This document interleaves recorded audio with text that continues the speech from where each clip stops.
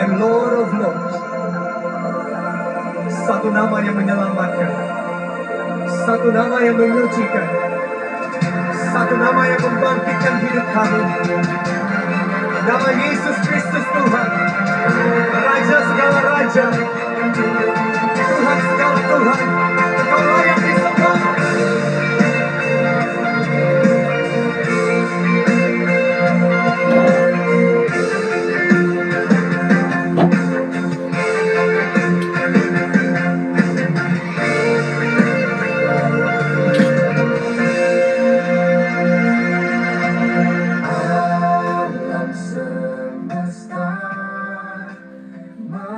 Berjumpa kembali dengan saya Sam, teolog peretasan karismatik di BPM Channel ini. Kiranya kasih karunia dan damai sejahtera dari Allah Bapa dan Tuhan kita Yesus Kristus dan persekutuan Roh Kudus menyertai kita sekalian. Pada kesempatan ini saya akan melanjutkan sesi pengajaran saya teologi sistematik ringkas di sesi yang kelima dengan tema topik kita adalah tingkatan otoritas dalam pernyataan teologis. Tingkatan otoritas di dalam pernyataan teologis. Ini adalah tema kita pada sesi ini. Semua pandangan teologi membuat atau memiliki pernyataan-pernyataan teologis. Ya, jadi kalau kita belajar teologi, kita akan menemukan berbagai pandangan teologi, dan semua pandangan teologi itu membuat dan memiliki pernyataan-pernyataan teologis. Tetapi tidak semua pernyataan teologis itu memiliki otoritas yang sama. Tidak semua pernyataan teologis itu memiliki otoritas yang sama, walaupun diklaim sumbernya dari Alkitab. Nah, karena itu saya mengharapkan Bapak Ibu dan Saudara benar-benar benar-benar fokus, ya, benar-benar mencermati pengajaran ini nantinya. Ya. Nah, mengapa saya katakan bahwa tidak semua pernyataan teologis itu memiliki otoritas yang sama, walau diklaim bersumber dari Alkitab? Karena pernyataan-pernyataan teologis itu pada dasarnya memiliki 3 sumber. Yang pertama wahyu Allah, ya. Yang kedua pemikiran manusia, dan yang ketiga perpaduan dari keduanya, itu perpaduan dari wahyu Allah dan pemikiran manusia. Nah, karena itu ada tingkatan-tingkatan otoritas dong, atau wewenang dalam pernyataan-pernyataan teologis maupun formulasi doktrinal tertentu. Dalam bukunya Christian Theology, ya, Profesor Millard J. Erickson mengusulkan tingkatan-tingkatan otoritas yang berhubungan dengan pernyataan teologis atau formulasi doktrinal, dari yang paling tinggi, ya, dari yang paling tinggi berotoritas, paling tinggi otoritasnya, hingga tingkat yang paling rendah, ya. Apa saja itu? Kita akan pelajari hari ini. Yang pertama, tingkat yang paling tinggi dalam pernyataan teologis adalah pernyataan langsung. Pernyataan-pernyataan teologis langsung dari Alkitab ini adalah pernyataan yang memiliki otoritas paling tinggi. Inilah pernyataan-pernyataan yang paling berotoritas karena langsung berasal dari dalam Alkitab. Ya. Sebagai contoh, misalnya pernyataan di dalam 1 Yohanes 4 ayat 16, Allah adalah kasih. Inilah pernyataan yang sederhana berdasarkan wahyu dari Allah dan tidak ada pemikiran manusia yang bercampur di dalamnya. Demikian juga pengakuan Petrus bahwa Yesus adalah Mesias, anak Allah, di dalam Matius pasal 16 ayat 16, jelas merupakan pernyataan langsung yang bersumber dari Alkitab dan memiliki tingkat otoritas tertinggi. Tidak ada percampuran atau perpaduan dari pernyataan manusia di dalamnya. Karena Yesus sendiri mengatakan, Allah yang telah mewahyukan kepadamu, dia katakan kepada Petrus demikian, Mesias, anak Allah. Nah, jadi tingkat yang pertama, ya, otoritas yang paling tinggi di dalam pernyataan-pernyataan teologis, ya, adalah apabila pernyataan itu merupakan pernyataan yang langsung dan jelas di dalam Alkitab. Nah, tingkat yang kedua adalah implikasi langsung. Inilah pernyataan-pernyataan teologis di mana ide atau gagasan secara langsung diperoleh dari Alkitab. Jadi ide atau gagasannya, kalau yang pertama tadi adalah pernyataan itu langsung dari Alkitab, ya. Yang ini, sedangkan yang inilah ide atau gagasannya itu berasal langsung, diperoleh langsung dari Alkitab. Ini melibatkan langkah penyimpulan logis manusia sehingga pernyataan-pernyataan sedikit lebih rendah otoritasnya dibandingkan dengan kategori yang pertama. Misalnya dalam Kisah Para Rasul 12 ayat 21 sampai 23 menunjukkan secara langsung bahwa Herodes adalah seorang yang sombong. Walaupun dalam teks itu tidak secara langsung mengatakan demikian. Tidak ada dikatakan Herodes adalah seorang yang sombong, tapi implikasinya, Ya, narasi-narasi yang disampaikan itu mengimplikasikan secara langsung bahwa Herodes salah seorang yang sombong.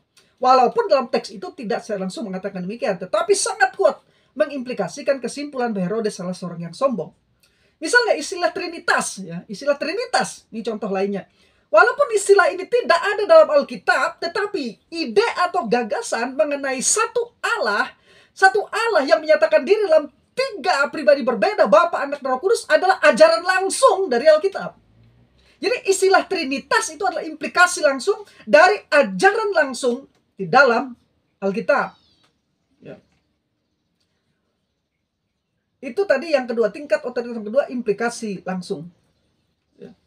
Nah, yang ketiga, implikasi tidak langsung. Otoritas yang berikut yang lebih rendah lagi dari yang pertama dan kedua, yang ketiga adalah implikasi tidak langsung. Pernyataan-pernyataan teologis di mana ide atau gagasannya merupakan kesimpulan tidak langsung dari Alkitab. Pernyataan-pernyataan ini mirip dengan pernyataan implikasi langsung di poin 2, namun lebih rendah tingkatannya karena kesimpulannya tidak terlalu tampak jelas. Karena itu perlu penggalian lebih lanjut. Misalnya pernyataan teologis seperti ini. Kebanyakan orang percaya di Tesalonika bertobat dari kekafiran dan bukan Yudaisme. Nah, berdasarkan 1 Tesalonika 1:19 jelas merupakan pernyataan dan implikasi yang tidak langsung. Karena teks itu menunjukkan bahwa orang-orang percaya di Tesalonika bertobat dari penyembahan berhala yang mana tidak terdengar di antara orang-orang Yahudi kuno, tetapi sangat lazim di kalangan orang kafir. Maka kita sebut pernyataan ini ya adalah ide atau gagasan yang merupakan kesimpulan tidak langsung di dalam Alkitab. Nah, kemudian pernyataan otoritas, pernyataan teologis yang ketiga, yang lebih rendah lagi adalah kesimpulan induktif. Memang kesimpulan induktif sendiri memiliki tingkatan-tingkatan tertentu. Nah, pernyataan-pernyataan teologis yang merupakan kesimpulan induktif dari Alkitab, ini berasal dari gabungan interpretasi atau penafsiran dari beberapa bagian Alkitab. Entah itu dalam satu kitab, atau antara satu kitab yang satu dengan kitab yang lainnya. Pernyataan-pernyataan digabungkan. Misalnya saja dalam satu kitab di dalam Galatia 4 ayat yang ke-14 sampai 15 dikatakan bahwa orang-orang Galatia sangat mengasihi Rasul Paulus sehingga mengorbankan mata mereka untuk menyembuhkan penyakitnya. Kemudian dalam Galatia 6 ayat 11 ketika Rasul Paulus menutup suratnya, ia menyebut tulisan tangannya yang besar. Dengan menggabungkan kedua ayat tersebut, beberapa orang menyimpulkan demikian. Paulus mempunyai masalah pada matanya atau setidaknya penglihatannya kurang baik berdasarkan ayat-ayat tadi. Nah, orang menyimpulkan demikian. Nah, tetapi saudara, Rasul Paulus mungkin saja memang memiliki masalah pada matanya. Tetapi otoritas pernyataan berkurang. Kenapa? Karena ini merupakan sebuah kesimpulan, lebih merupakan penalaran manusia. Maka pernyataan teologis semacam ini perlu digali lebih dalam lagi. Ya. Kemudian pernyataan teologis yang berikutnya yang lebih rendah lagi, ya, yang kelima, kesimpulan dari wahyu umum. Inilah pernyataan teologis yang dibangun berdasarkan wahyu umum yang ide atau gagasannya kita dapatkan dari sekitar kita dengan mempelajari atau mengamati alam semesta atau ciptaan lainnya. Tetapi tidak jelas. Maksud saya tidak sejelas wahyu khusus seperti yang dinyatakan di dalam Alkitab. Nah, karena pernyataan teologis ini berasal dari wahyu umum, maka pernyataan-pernyataan ini harus tunduk pada otoritas pernyataan Alkitab yang jelas dan gamblang. Misalnya, contohnya pernyataan ini. Contoh, melalui alam semesta ini saya merasakan kehadiran seseorang yang lebih besar daripada saya, yang saya identifikasi sebagai Allah. Inilah sebuah pernyataan, sebuah penarikan kesimpulan dari pernyataan umum mengenai dari hasil pengamatan sekitar dan alam semesta. Nah, pernyataan jelas terkonfirmasi, tetapi pernyataan itu tadi jelas terkonfirmasi dengan pernyataan Alkitab. Misalnya dalam Mazmur 19, langit menceritakan kemuliaan Allah. Ya, jadi alam semesta ini menceritakan kemuliaan Allah. Dan dalam Roma 1 ayat 19-20 di mana Rasul Paulus meyakini bahwa Allah telah menyatakan dirinya di dalam ciptaannya termasuk natur manusia sehingga kita merasakan kehadirannya. Jadi pernyataan teologis itu walaupun dibangun berdasarkan wahyu umum tetapi terkonfirmasi di dalam pernyataan-pernyataan di dalam Alkitab. Pernyataan teologis yang terakhir adalah spekulasi teologis. Ini adalah pernyataan teologis yang paling rendah di dalam tingkatan pernyataan teologis. Pernyataan-pernyataan teologis ini adalah pernyataan yang berisi asumsi, opini, dan pendapat yang lebih bersifat pribadi atau subjektif. Ya, jadi hanya berdasarkan asumsi, opini, dan pendapat yang lebih bersifat pribadi atau subjektif. Nah, pernyataan-pernyataan spekulasi ini bisa berguna, bisa saja bermanfaat, tetapi ingat, hanya bersifat opini atau pendapat pribadi. Namun kebanyakan spekulasi teologis yang dipaksakan bersifat menyimpang atau menyesatkan.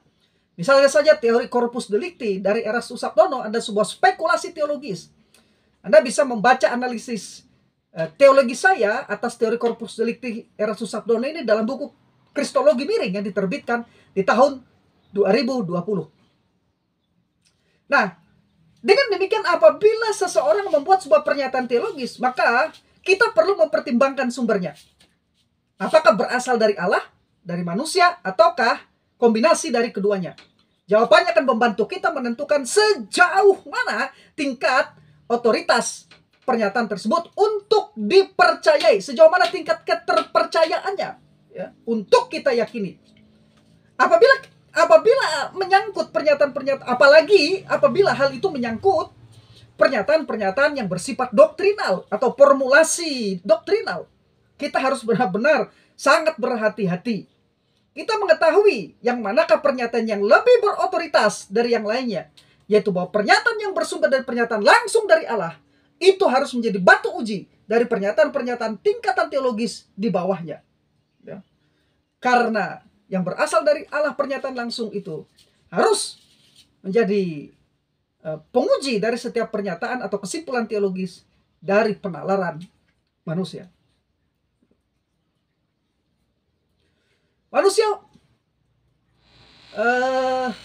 Jadi ketika seseorang menyatakan atau membuat sebuah pernyataan teologis, kita perlu merespon dengan bertanya, kata siapa? Atau dalam tingkat otoritas yang mana pernyataan itu dibuat? Sebab itu saya berharap para teolog, para pendeta, para hamba Tuhan, ya, atau pemimpin-pemimpin Kristen, ketika menyampaikan sebuah ide atau gagasan yang baru, ya, harus berani diuji dengan otoritas siapa atau dalam tingkat otoritas yang mana pernyataan itu dibuat. Ini bukan sekedar meragukan isi pernyataan tersebut, tetapi untuk menguji keterandalan atau keterpercayaan pernyataan-pernyataan tersebut pada level otoritas mana. Apalagi kalau itu berisi ajakan kepada umat untuk melakukan pernyataan-pernyataan teologis, itu harus diuji. Apakah itu merupakan pernyataan langsung dari Allah, dari Alkitab? Pernyataan implikasi langsung, implikasi tidak langsung, kesimpulan induktif, ataukah sebuah spekulasi teologis? Saya menemukan beberapa orang, ya, pengajar-pengajar, termasuk Erastus Sabdono, seringkali memaksakan spekulasi teologis, mengajak umat, ya, untuk melaksanakan hasil kesimpulan dari spekulasi teologisnya. Dan saya tidak segan-segan memberikan kritikan-kritikan, karena ada pernyataan-pernyataan Alkitab yang jelas yang memang harus kita turuti, taati sepenuhnya tanpa kompromi. Tapi spekulasi teologis bisa berguna, tetapi kebanyakan menyimpang dan berbahaya, justru berbahaya bagi iman Kristen. Karena tentunya kita harus sangat berhati-hati terhadap formulasi doktrinal tertentu atau ajaran tertentu yang mengklaim sebagai Alkitabiah. Ini Alkitabiah, ini ada di Alkitab, ini dari Alkitab. Ya, betul, yang kamu baca ayat Alkitab. Tapi kesimpulannya adalah spekulasi teologis. Kesimpulannya keliru, kesimpulannya salah, adalah sebuah spekulasi teologis. Jadi tidak semua orang yang berkata, ini dari Alkitab, ini pernyataan Alkitab, ini loh ayatnya. Ya, memang betul, ayat Alkitabnya benar. Tapi kesimpulannya, pernyataan teologisnya akhirnya nantinya salah.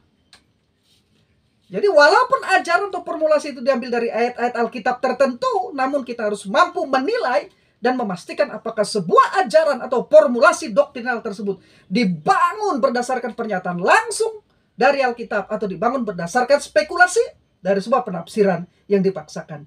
Kita diberikan kemampuan nalar dan dituntut oleh Roh Kudus untuk memberikan penilaian atas tingkatan-tingkatan pernyataan-pernyataan teologis mana yang paling berotoritas yang harus kita taati mutlak, dengan hanya sekedar pernyataan-pernyataan spekulasi teologis. Sebagai contoh, ini saya kasih contoh, pernyataan bahwa Lucifer adalah nama iblis jelas merupakan spekulasi teologis. Lucifer adalah nama iblis jelas merupakan spekulasi teologis. Yang mana pernyataan itu memiliki otoritas yang paling rendah, sangat rendah. Karena kesimpulannya dibangun di atas penafsiran yang bersifat asumsi, opini, dan pandangan subjektif yang bersifat pribadi atas teks Yesaya 14 ayat 12 sampai 14. Mengapa saya katakan pernyataan tersebut adalah spekulasi teologis? Saya memiliki 4 alasan untuk hal itu. Yang pertama, arti istilah Lucifer adalah bersinar dan pembawa terang. Sampai kapanpun iblis tidaklah mungkin diberi nama ini, karena ia adalah kegelapan, pendusta, bahkan bapa segala dusta, kata Alkitab. Nah, kata Ibrani Helel dalam Yesaya 14 ayat 12 yang menjadi dasar untuk menafsirkan bahwa nama Lucifer adalah iblis, padanannya dalam bahasa Yunani. Kata Ibrani Helel itu dalam bahasa Yunani Septuaginta adalah Heosporos, yang diterjemahkan dengan Lucifer dalam versi Latin Vulgata, dan kemudian diikuti di abad ke-17 oleh King James Version.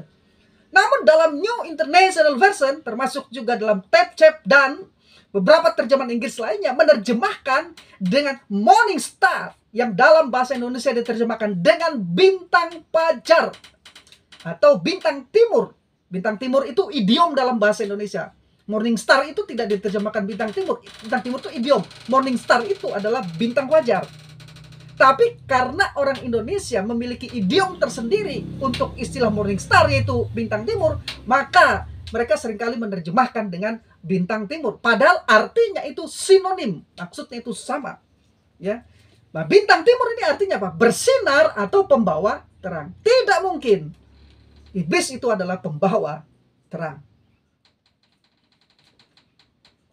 Jadi kata bintang fajar dan bintang timur itu sinonim dengan kata Inggris Morning Star, dengan kata Latin Lucifer, dan kata Yunani Heosporos. Semuanya merupakan terjemahan dari kata Ibrani Helel. Karena itu secara semantik, dari studi semantik, tidak seharusnya semua kata sinonim tersebut dibedakan pengertian dan maknanya. Dan tidak mungkin untuk mengatakan iblis adalah pembawa terang atau pembawa cahaya terang atau terang itu. Yang kedua, kata Lucifer tidak ada dalam naskah asli Alkitab, baik Ibrani maupun Yunani. Naskah asli Alkitab itu terdiri dari dua, bahasa Ibrani dan bahasa Yunani. Di dalam perjanjian lama tentu ada sedikit bahasa Arab. Nah, kata Lucifer ini tidak ada dalam naskah Ibrani dan Yunani. Kata Lucifer ini muncul dalam terjemahan Vulgata di abad keempat, yaitu Alkitab bahasa Latin yang diterjemahkan oleh Santo Jeremy atau Santo Hieronymus. Dari naskah Septuaginta dia menerjemahkannya. Nah, dalam Vulgata kata Lucifer ini muncul hanya 3 kali. Di 3 bagian Alkitab yang berbeda. 2 kali muncul dalam perjanjian lama dan 1 kali dalam perjanjian baru. Yaitu dalam Ayub 11 ayat 17, Yesaya 14 ayat 12, dan 2 Petrus 1 ayat 19. Jadi kata Lucifer ini tidak muncul dalam naskah asli Alkitab, Ibrani dan Yunani, tapi muncul di naskah terjemahan. Nah, yang ketiga, apabila nama iblis adalah nama Lucifer, berdasarkan tafsiran Yesaya 14 ayat 12 sampai 14, maka ini akan menabrak langsung pernyataan yang jelas dari Alkitab di dalam 2 Petrus pasal 1 ayat 19. Ini adalah implikasi langsung dari pernyataan Alkitab di 2 Petrus pasal 1 ayat 19 bahwa bintang timur atau Lucifer dalam Vulgata itu adalah Yesus Kristus. Di mana di dalam 2 Petrus 1 ayat 19, Yesus Kristus disebut sebagai Lucifer dalam Vulgata atau Morning Star dalam King James Version. Morning Star itu tadi secara harfiah dalam bahasa Indonesia adalah bintang fajar, atau dalam idiom Indonesia dikenali dengan istilah bintang timur. Jadi bintang timur itu idiom di Indonesia sekali lagi. Orang-orang Inggris tidak tahu apa itu bintang timur. Yang mereka tahu adalah Morning Star. Morning Star itu ya bintang fajar. Dan di idiom di Indonesia itu bintang timur. Jadi itu sinonim. Ya. Jadi Anda harus belajar lagi bahasa arti kata yang membedakan antara bintang fajar dengan bintang timur. Ya, harus belajar lagi, coba pelajari lagi. Nah, perhatikan di dalam 2 Petrus 1 ayat 19 versi terjemahan Indonesia tertulis begini. Dengan demikian, kami makin diteguhkan oleh firman yang telah disampaikan oleh para nabi. Alangkah baiknya kalau kamu memperhatikannya sama seperti memperhatikan pelita yang bercahaya di tempat yang gelap, sampai fajar menyising dan bintang timur terbit bersinar di dalam hatimu. Dalam terjemahan Latin Vulgata, ayat itu berbunyi, et habemus pirmiorem propheticum sermonum tu bene pacitis attendes quasi lucena lucenti in caligonoso lochodonec dies inclusesat en Lucifer oriator in cordibus pestris. Di situ disebutkan bintang timur Lucifer dalam terjemahan Latin Vulgata 2 Petrus 1 ayat 19. Nah, kata Lucifer berarti cahaya pagi, pembawa terang atau bersinar gelap. Ini diterjemahkan dari kata ini posporos, yang berarti cahaya pagi atau pembawa cahaya. Kata Lucifer dalam ayat ini, dengan metode dan prinsip penafsiran Alkitab apapun yang Anda pakai, pasti Anda akan sampai pada kesimpulan bahwa itu secara konteks seluruhan jelas merujuk kepada Yesus. 2 Petrus 1 ayat 19. Yang dalam bahasa Latin bintang timur itu adalah Lucifer. Karena tadi kan kata Lucifer itu muncul di Alkitab bahasa Latin. Bukan Alkitab terjemahan asli Ibrani dan Yunani. Nah, kalau Anda menggunakan bahasa Latin menyebut nama iblis Lucifer, sekarang dalam bahasa Latin 2 Petrus 1 ayat 19 itu, Lucifer itu adalah merujuk pada iblis. Metode apapun, sistem hermeneutik apapun yang Anda pakai, Anda pasti akan pada kesimpulan 2 Petrus 1 ayat 19, jelas kata bintang timur atau Lucifer itu merujuk kepada Yesus. Karena itu kesimpulan yang tidak terelakkan adalah ada kesalahan dalam penafsiran atas teks Yesaya 14 ayat 12 sampai 14 yang menyimpulkan nama iblis adalah Lucifer. Ada kesalahan di dalam penafsiran teks tersebut. Yang keempat, argumen yang berikutnya, tidak ada di bagian manapun, tidak ada di bagian manapun Yesus, para rasul, dan para penulis Alkitab yang menyebutkan bahwa nama iblis adalah Lucifer. Silahkan saudara cek, baca, dan pelajari Alkitab dengan benar. Kirim kepada saya, Yesus di mana menyatakan bahwa nama iblis Lucifer, rasul-rasul di mana, penulis Alkitab di mana mengatakan bahwa nama iblis adalah Lucifer. Cari ayatnya, kalau ketemu kirim ke saya. Ada di Yesaya 14 ayat 12 15. Enggak ada. Baca lagi. Anda salah membaca Alkitab kalau Anda mengatakan ada. Di Yesaya 14 ayat 12 sampai 13 itu menyebut nama iblis adalah Lucifer. Baca yang baik Alkitab. Anda salah baca kalau Anda memaksa pendapat Anda. Alkitab menyebut iblis justru dengan berbagai sebutan. Dalam bahasa Ibrani Satan, dan dalam bahasa Yunani Satanos. Sebutan lainnya dalam bahasa Yunani adalah Diabolos, Drakor, dan Belzebul. Drakon dan Belzebul. Jadi itu nama-nama yang jelas disebutkan dalam Alkitab. Tidak ada, Lucifer itu tidak ada. Maka kesimpulannya jelas, menyebut iblis dengan nama Lucifer adalah semata-mata spekulasi teologis yang telah berurat akar dan diwariskan turun-temurun, yang kemudian dianggap sebagai kebenaran, padahal tidak lebih dari sekedar asumsi, opini, dan pandangan teologis yang bersifat pribadi dan spekulasi. Sebab itu ketika saya memberi nama ministry saya, Bintang Fajar Ministry atau Morning Star Ministry, ya, itu berarti mengacu kepada 2 Petrus 1 ayat 19, mengacu kepada Yesus sebagai juru selamat yang menyelamatkan manusia. Morning Star Internasional ini, Morning Internasional adalah sebuah gereja besar. Namanya saya adopsi dalam bahasa Indonesia Bintang Fajar Ministry, tapi ayat rujukannya jelas. 2 Petrus pasal 1 ayat 19, bintang fajar itu, bintang timur itu, Lucifer itu adalah Yesus di situ. Lucifer tentu saja dalam teks bahasa Latin, karena yang diperdebatkan kan istilah itu adalah bahasa Latin, karena tidak ada dalam bahasa Ibrani dan bahasa Yunani. Jadi kalau Anda memaksa bahwa nama Lucifer adalah nama iblis, Anda akan menabrak langsung dalam terjemahan Vulgata 2 Petrus pasal 1 ayat 19 yang dengan jelas mengimplikasikan bahwa nama itu merujuk kepada Yesus. Jadi sekali lagi, maka kesimpulan jelas, menyebut iblis dengan nama Lucifer semata-mata spekulasi teologis. Dan jangan membangun doktrin di atas spekulasi teologis.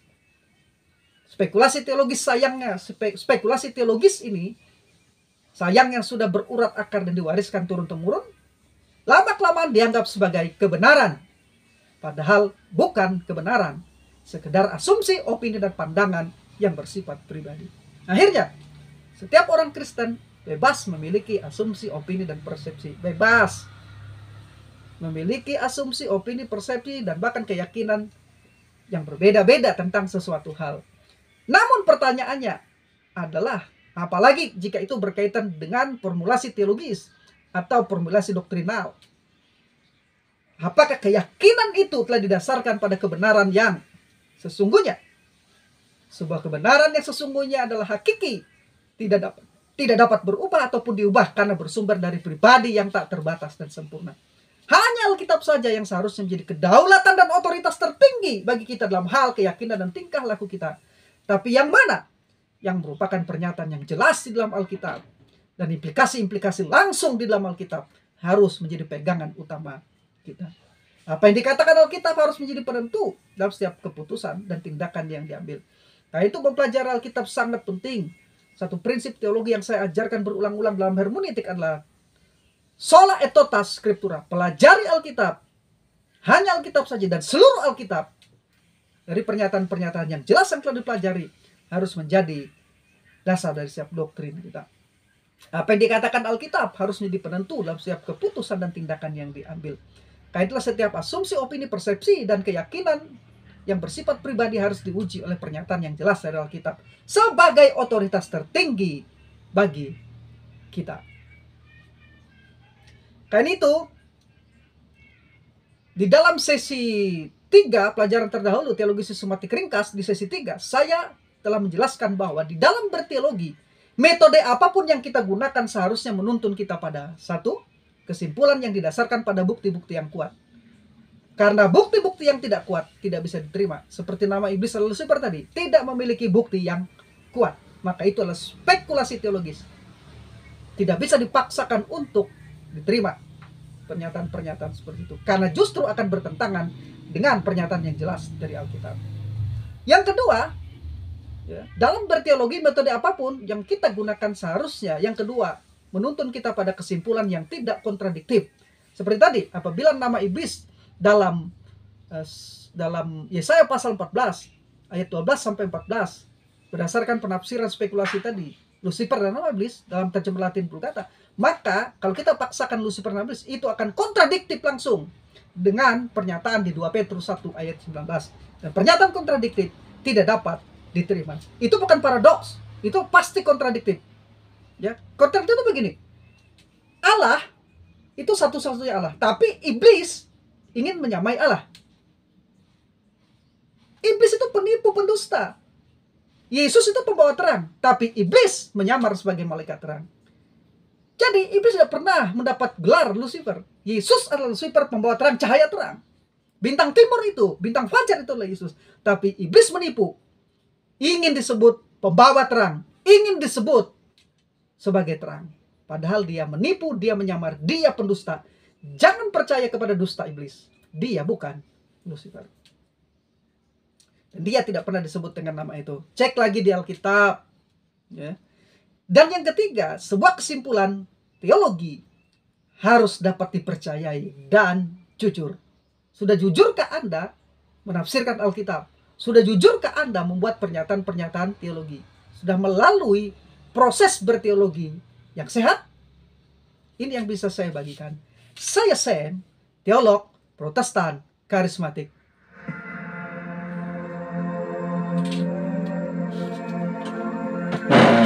Name above all names, King of kings and Lord of lords.